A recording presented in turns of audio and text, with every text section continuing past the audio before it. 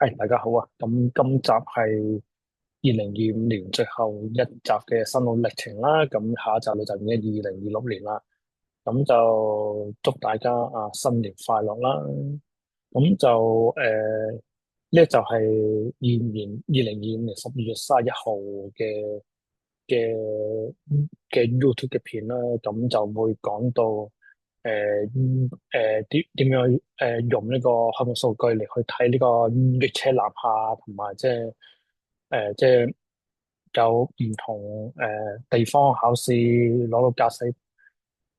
執照嘅人點樣喺香港揸車啊，咁等等，即係可以點樣去睇咧？咁亦都有今個禮拜亦都有發生咗一單係有個 GitHub 嘅 repository 就因為佢違反一啲嘅copyright license 嚟去俾 GitHub 就去剔單咗嘅啦。咁一陣就講 SSMP 點樣剔單Mocktips 嗰個嘅 GitHub 嘅 repository 啦，係啦。咁最後亦都會同大家去講下到底2025年嘅回顧啦，同埋2026年嘅展望啦。你有冇試過屋企部智能電視想加新 Apps 新功能加唔到呢？部嘢過咗保養期之後，入邊嘅 Apps 又突然間用唔到呢？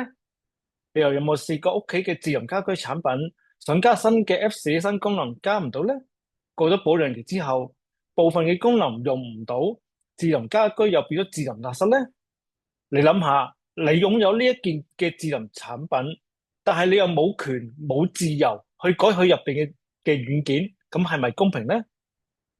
今日如果你支持開放源碼 open source，可以睇到入邊嘅原始碼 source code 去了解個程式點樣去運作，又俾你去改到 source code 去改個 Apps 改個軟件，而且大家仲可以互相去分享呢一啲 open source 咗嘅 Apps 同軟件。你改咗乜，人哋又可以用得到喎。人哋改咗乜，你又可以拎嚟用喎。呢個就係 open source 帶俾大家所有人嘅自由同埋權利啦。咁就有機會去改變未來，唔需要單靠專權嘅廠商，大家有公平同自由去改變你嘅電視機、智能家居同埋數碼嘅生活。而家已經有部分嘅手機軟件係 open source，例如 Android 手機入邊嘅 OS kernel 咧就係建基於 Linux 嘅。Linux 就係其中一個國際知名而又成功嘅 open source 嘅軟件。今時今日 open source 出嚟嘅軟件計劃同埋科技咧數以億計，由電腦嘅軟件啦，到開放嘅數據啊、智能咖啡機啊、AI 嘅 LLM model 啊。參與 open source 嘅人其實已經係數以百萬計，但係當中只有少過1成人係有收入嘅。為咗去持續開放源碼呢一種自由嘅精神呢，希望你從今日開始就能夠支持 open source、open data、open source 嘅 AI。無論你喺網上面留言支持下都好啊，或者你幫手去分享俾你嘅朋友啊，等多啲人去支持。甚至乎係進一步去課金同埋捐款俾你哋所支持嘅 open source，同埋長期投入 open source 嘅朋友。當初為咗支持 open source 運動，20年前我就投入參與 open source 嘅社群。近年我就開咗呢一條嘅 YouTube channel，希望你可以 comment、like 同 share，亦都可以課金去支持營運，令到我持續投入自由開放嘅開源運動。咁上個星期六咧，咁就 FFmpeg 嘅X 嘅 social media 咧就講咗一單佢哋就將一個違反咗 license 嘅GitHub 嘅repository 咧就下咗架。咁咧就係其中一位 FFmpeg 嘅開發者咧就要求 GitHub 咧就依據美國嘅 DMCA 啦，即係數碼千禧年版權法案咧，就將一個 Workkeep 嘅 repository 咧就下咗架嘅。咁因為佢哋就話Workkeep 佢哋咧就抄咗或者用咗幾千行 FFmpeg libav codec 嘅 code 啦，但係咧就用咗其他嘅 license，就唔係跟翻 FFmpeg 原有嘅 open source 嘅 license 嘅。咁 FFmpeg 咧就話佢哋 Workkeep 嗰邊咧就已經忽視咗佢哋呢個嘅 campaign 2年㗎啦，咁就最終就早個零禮拜咁樣就有位 FMF 或者就去向 GitHub 就去申請，就將嗰個 resource 實存對下咗架啦。咁 Workkeep 係一間咩公司咧？Workkeep 係一間中國福建省福州市嘅公司啦。咁佢哋咧就係主力就係做一啲嘅SoC 嘅 System on the Chip 嘅晶片啦，就係用啱嘅 architecture 嘅，用啱嘅架構嚟去做啦，去同唔同嘅大嘅產品嘅製造商去做一啲嘅System on the Chips 嘅晶片咁樣咯。咁所以咧就暫時去到去錄呢一條片嘅時候咧，咁WhatKeeps 嗰邊仲未有啲咩行動嘅，咁仍然都係見到佢哋嗰個嘅相關嘅 research 咧，就係仲係 DMCA 個 page 嘅 LR page 嚟嘅。咁近一個星期咧，咁就粵車南下咧，實成一個都好熱門嘅新聞啦。因為咧喺街上面咧都有好多咗一啲好奇怪嘅駕駛嘅嘅習慣啦，同埋一啲嘅可能個車輛可能本身係有啲同香港嘅法例有啲唔同啊，等等啦。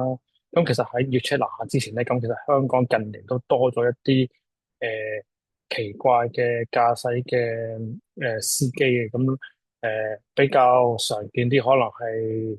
係逆線行駛啊，即係我自己都有遇過，即係喺迴旋處嗰度咧，亦都有見過一個佢係掛住係香港車牌嘅，但係佢架私家車咧，咁其實佢可以喺迴旋處嗰個咧就以呢個逆時針嘅方向喺度行嘅。係啦，咁但係香港行迴旋處就係用順時針方向行噶嘛，係啦，但係佢用逆時針方向行咯。咁其實好彩就係嗰陣時就係喺個迴旋處裏邊咧就冇車未入去嘅，啲機車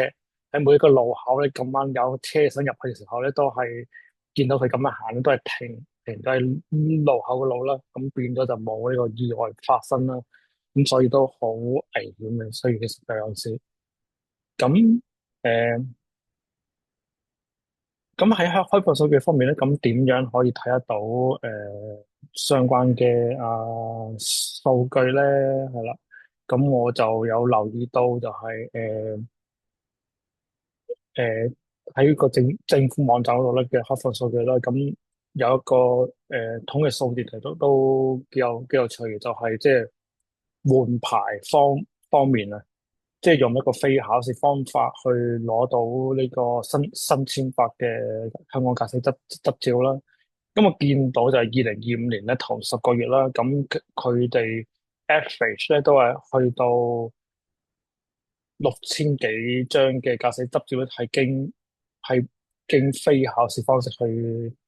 獲得嘅。咁當中有幾多係粵車南下嘅，係用呢個大陸牌換香港牌啊等等咧？咁呢個就唔知道啦，係啦。咁同埋對比翻2023同2024年嘅數字咧，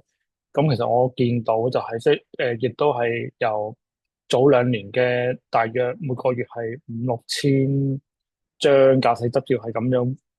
用唔係考試方式去換啦，咁亦都去到而家去到近月咧就去到7000幾張添，就係啦，每個月有7000幾張啦。咁對比翻 Covid 之前啦，即係2019年去到2015年啦，即係呢早5年或者10年前啦，咁其實都係講緊係大約係平均係4000張一個月到嘅啫，係啦。咁另外一個嘅有趣嘅位咧，就係咧喺疫情之前啦，咁其實係經考試同埋經非考試嘅換嘅正式駕駛執照嘅數目咧，咁其實唔係相差好遠嘅啫，都係非駕駛考試換證去攞新嘅駕駛執照咧，都係講緊係比考試係多18%到嘅啫，即係多1成到嘅啫，比用考試方式。但係去到Covid 之後啦，即係我用2023年去到2025年嘅嘅統計數字咧，咁其實會見到就係嗰個 ratio 係去到23年嘅80%咧，去到而家都講緊仲有50-60% 到啦，係啦。咁其實嗰個比率係都比疫情之前多咗嘅。咁所以咧，但係呢個統計數字就唔係好清楚，到底係有幾多人去經嗰個誒面試嘅簽發香港正式駕駛執照嘅申請方式去換啦，同埋到底佢係用咩國家嘅牌去換啦。咁所以咧，就我今日亦都有 submit 咗一個係用一個公開資料守則去問運輸署去攞一啲嘅數字啦，就係近呢5年啦，每個月到底有幾多嘅私家車同埋輕型貨車嘅駕駛執照咧，係用呢個面試申請咧，係有幾多嘅申請表去收到咧，同埋有幾多嘅私家車嘅駕駛執照同埋輕型貨車嘅駕駛執照咧，係用面試方式係批咗嘅咧，同埋每個月有幾多係大陸牌係用呢個面試方式去申請到駕駛執照咧，同埋有幾多係用非大陸牌去用面試方式去申請呢個駕駛執照咧？咁呢個數字都值得去睇下嘅，係。咁回顧翻2025年啦，咁其實2025年嘅經濟狀況咧就比預期中係困難嘅，因為喺某一啲方面係比 Covid 嗰陣時咧係更加差啦。咁其實我喺今年嘅第四季咧見到即係有一啲多咗 IT 嘅朋友係喺 LinkedIn 嗰度都係話揾緊工啊，因為我見到撞到嘅遇到嘅 IT 嘅朋友亦都係話揾緊工啊。咁其實呢個就係以前都好似未見過有咁多嘅人係同時就係揾緊工啦，係啦。咁喺我工作嘅長遠方面咧，咁就喺8月有一個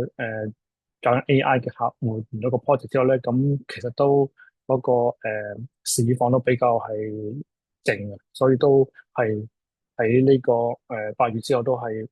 focus 喺自己一啲嘅 AI 嘅 project 嗰度啦，就反而就冇做啲客嘅 project 啦。咁講到 AI 咧，咁今年其實都係好多嘅AI 嘅發展啦，講緊係點樣用 LLM 啊，點樣用 GenAI 嘅 tools 啊，去做一啲嘅唔同方面嘅應用啦，包括係開發軟件啦，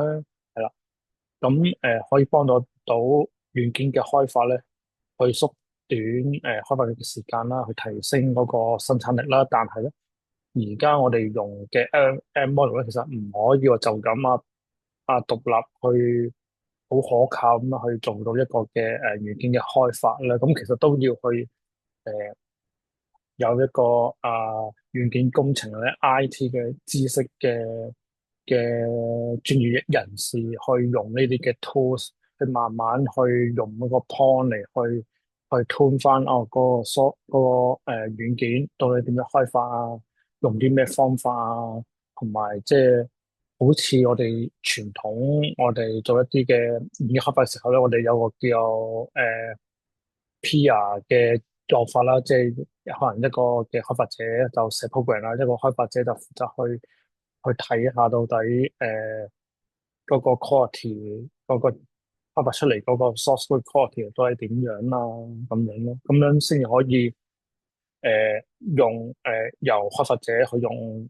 LLM 同埋 GenAI 嚟去做軟件開發時候咧，可以保證到嗰個軟件嘅 quality 啦，就唔係話哦整完一個 software 出嚟，誒俾你用啦咁樣，但係可能好快就已經唔用得啦，等等諸如此類啦。咁啊，同埋可以點樣去做呢個軟件嘅維護啊，咁啊，其實都可能。嗰個成本都可能係大嘅。即係如果就咁一個普通人去做，用 AI 嚟做嗰一個軟件開發嘅話，係啦，同埋即係安全方面啦，同埋個道德方面嘅等等啦，係啦。咁喺作為主權方面咧，咁其實都喺個 AI 嘅年代啦，咁其實我覺得作為主權都唔淨止係喺而家地緣政治緊張嘅情況之下，即係喺國家嘅層面，喺唔同嘅國家嘅層面係一個關鍵嘅議題啦。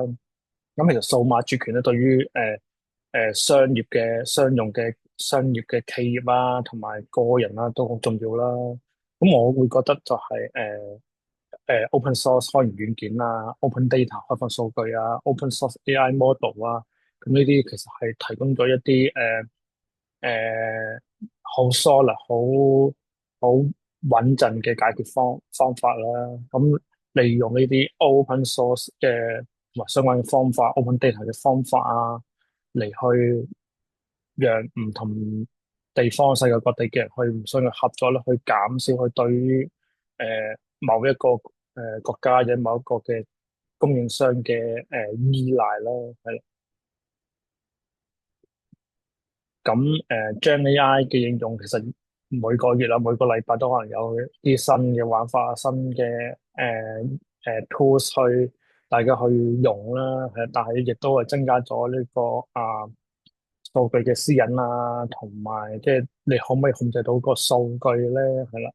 咁雖然就而家好似頭先所講咧，一啲 open source 嘅 AI model，可能例如 DeepSeek 啊等等，但係咧都可能 open source 嘅 AI model 咧係仍然可能同proprietary 嘅 AI model 可能都仍然係有一啲嘅差距，但係咧越嚟越收窄緊啦。咁今年我就去多咗去做一啲開放數據 open data 嘅倡議啦。咁例如係多咗係同啲 data provider 去 feedback 翻啦，你根據公開資料守則去去攞一啲嘅資料啊，嚟去係增加多啲資料喺個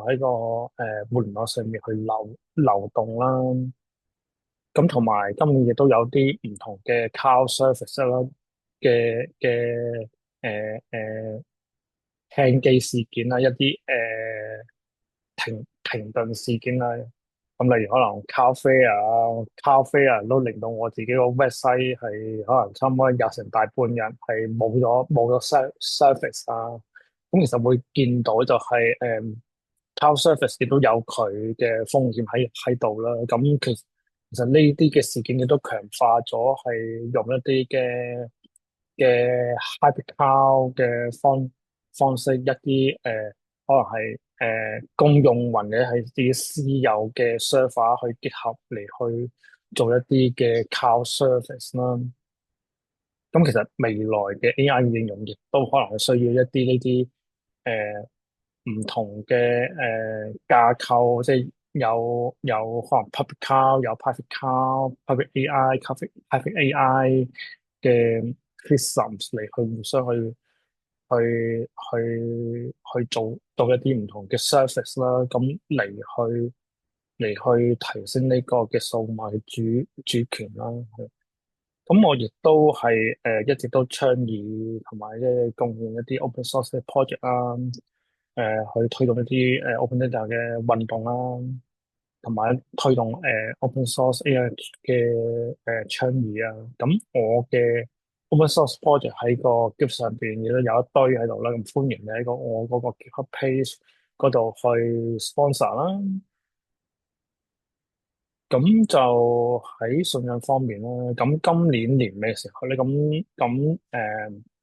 好突然係之前有參與過一個叫 Indigenous 嘅一個數碼嘅宣教嘅 project 咧，咁佢哋嘅創辦人咧就由新加坡嚟到香港啦，咁突然間咁就好 at home 即刻約佢哋去見面啦，係咯。咁睇下係啦，咁亦都分享翻香港做呢啲數碼宣教